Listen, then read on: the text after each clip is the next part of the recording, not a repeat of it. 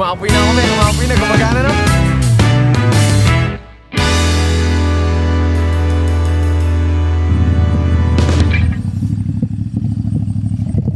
Okay.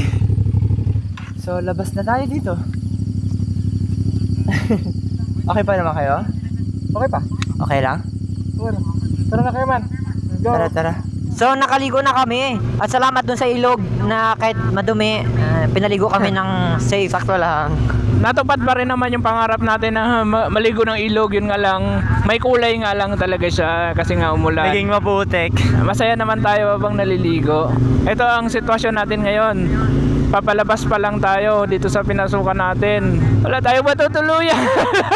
Sayang yung effort natin kayo ng umaga na maghanap ng spot. Okay lang yan. Saan tayo matulog kaya? May dahilan, di ba?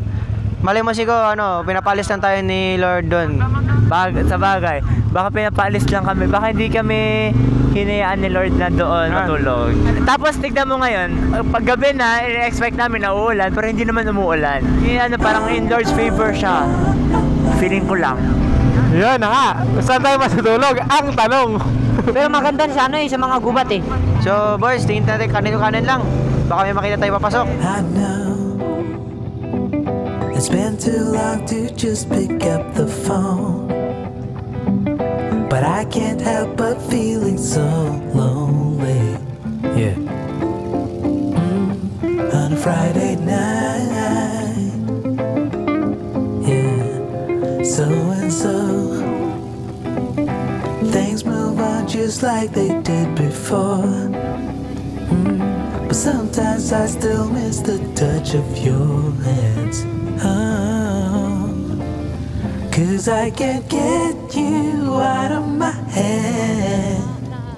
Yeah, you on my mind. Yeah, you on my mind.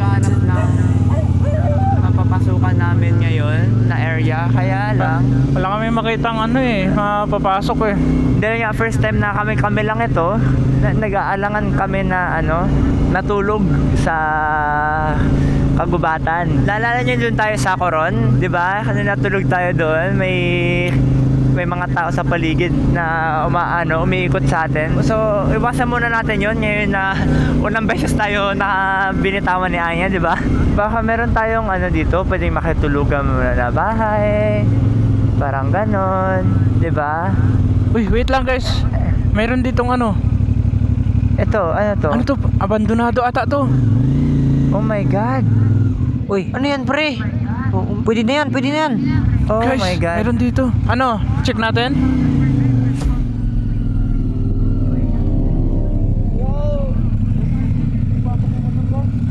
Wait lang. Andulas ng simento. Check muna natin. Aray, andulas. Andulas ng simento.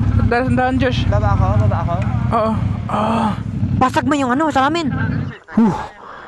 Katakot guys. Mukhang abandonado yung bahay. So, sabihin wala nang tumitira. Ay, nakalak mo na ta. Hindi, inarangan na ng cabinet. Medyo nakatakot pero palag na siguro to para lang makatulog tayo. Pero siyempre papakaramdam natin, lalapit na natin. At mukhang wala naman nakalagay na no trespassing in anything. So mukhang Pwede naman din tayo mag-pull out ng madaling araw. mga alas 5 ng umaga. Para at least hindi pa masyado. Walang tao dito, diba? Ay, gusto hindi na tayo matulog. Yung mga dapat ready to go yung gamit natin ha. Kami may ilaw na pula. Punta doon. Ha? Wait lang. Huwag muna kayo kalat, tas huwag kayo masyadong maingay. Ba't saan mo kumbayad? Wait lang. Ito yung pintuan kasi. Ay, yan. Tapos ano to? Kung pintuan to, ano tong hinarangan na daanan? Dalaw, hindi yung bintana. Bakit hinarangan ng ganyang kalaki? Basag yung pintuan? Makabasag. Pinatayo lang yun dyan. Pinatay lang talaga dyan. Bintana yan. Bintana yan kasi natataiyan nga ng ibon. Ayun. Natataiyan ng ibon. Ano yung natataiyan?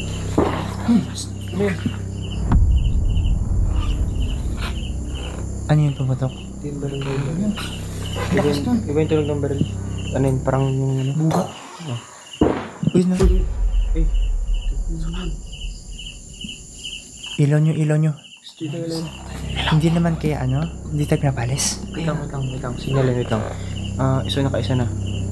Teka, last na sa tunog. Pag pangatlo pa yan, warning yun. Narinig ko na yung mga tunog ng baril eh. Wait lang. Isa pa. Pero ang tinig eh. Narinig niyo yun? Ang tinig? Oo, baril yun. Bilis oras ng ganito. Ano may nagbabar? Madaling araw eh, di ba? Ayan sila eh. Kaya nga eh. Wala na rin naman siguro baboy damo sa area na to, di ba? Wala pa kita mo dito. So, bintana nga siya. Basag. Basag. Bakit basag? Hindi ko alam. Pinasok siguro. Try natin. Ikaw. Wait lang, wag muna. Ikutan muna natin. Ikot muna tayo sa labas. Ako na kasi.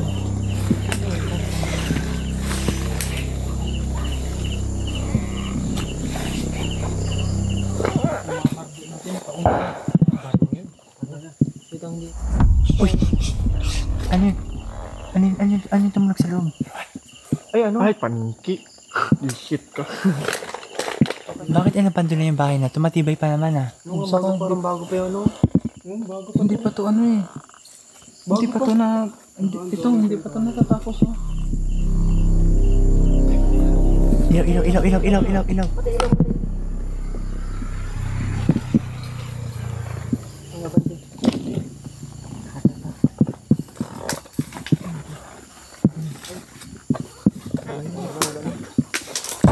Uy.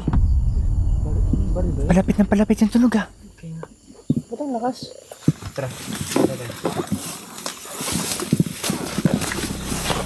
So ano, papasok pa ba tayo? Bukas.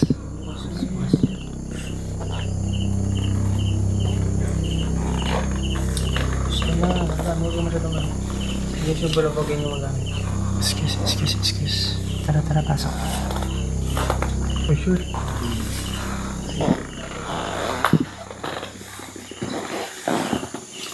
Sigurado ba kayo dyan? Basag yung mga bintana. Uy, paniki ko. Tara, pasok. Pero man? Nakabanti ko dyan sila. Wait, ang laki naman ng pintuan ng bintana na yan. Uy, may higaan guys eh.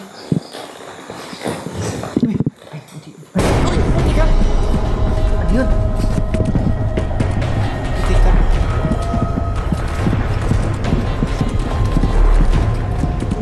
Malito. Sorry. Tara.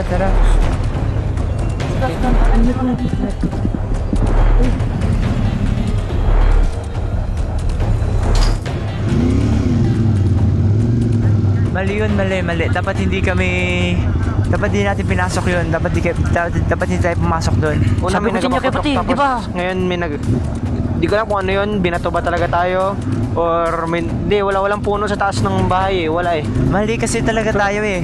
Pasensya na kasi ako yung unang pumasok sa bahay. Kung desperado tayo sa tulugan, sana kahit pa lang ako sa hindi inyo. pa rin dapat pwede kahit sabihin natin na abandonado na yung bahay kasi na yun, pero pa rin may-ari nun eh. Kanina sa may sa may pinto na ako eh. Naisip ko talaga, mali talaga yun yung ginawa natin. Ang problema, palapit pa lang ako sa inyo. Isa ako sa mga pinakamatanda dito. Pati ako napasama sa inyo. So yun, sorry rin guys kasi may mali rin ako. Na nagsabi, di ba kay Roman, nagsabi na sa'yo una kanya pala kanina. Sabi ko mali to kay Roman, mali to. Eh yun nga, late na, kaya nakita nyo rin, late na rin ako pumasok. Ganito na lang. Masyado kasi tayo nasanay na nandiyan si Anya eh. Siya yung balancer natin na wag na, tama na, wag papasok siya, wag tayong gaganyan. Nawawala yung limit natin eh. Kasi nakailang putok na sila, hindi pa tayo umalis eh. Pasensya na po talaga, pasensya na po. So, ganito na lang. Kung meron isa sa atin, kahit sino sa atin, may maramdaman na parang, teka mali ito. Teka, wag dyan. Teka, ganito, magsalita ka agad. Kasi baka naman mamaya, katulad ko, na nandun ako sa sitwasyon na parang, sige. Kahit anong mangyari, sige, ganito, ganyan. Hindi na pala siya angkop sa sitwasyon. Okay lang boys. Tapos inano na tayo eh. Sinanyasan na tayo ng hindi man yun baril pero nagpapaputok pa rin eh. Kumbaga labas diyan. Tapos ayaw pa rin natin marinig eh. Yung sinabi rin natin, diba, yun rin talaga eh. Ginamitin natin yung binigay niyang pag-aaral sa atin, yung kaalaman. Tapos may mga sitwasyon talaga, depende din na sa atin kung paano natin i-handle yun. Kung nandito si Anya, napagalitan talaga tayo nun. at least paunti-unti natin nabibuild yung sarili natin na ito pala yung tama, ito pala yung mali sa mismong nagaganap, mismong sitwasyon. Ito pa rin ang sitwasyon natin ngayon. Naghahanap pa rin tayo ng matutulugan natin. Tapos yung kung kailan pa wala si Daddy, tsaka pa nagkaganito, no? Nakakahiya nga eh, para kay Anya eh. First day natin na naiwan, tapos sorry. Ang ano kasi natin, ang intention kasi natin magtulungan tayo para may mahanap tayong mapahingahan. Dahil nga doon sa unang dapat na spot na pahingahan natin, okay na sana yon, kaso nga lang may istorbo tayo at makaka-istorbo tayo ng tao. So ngayon, kailangan natin mag-pull out doon nga. At ito ang nangyayari sa atin ngayon. Yes, so napipilitan tayo sa isang lugar na hindi natin sigurado. Yun mismo. Tama.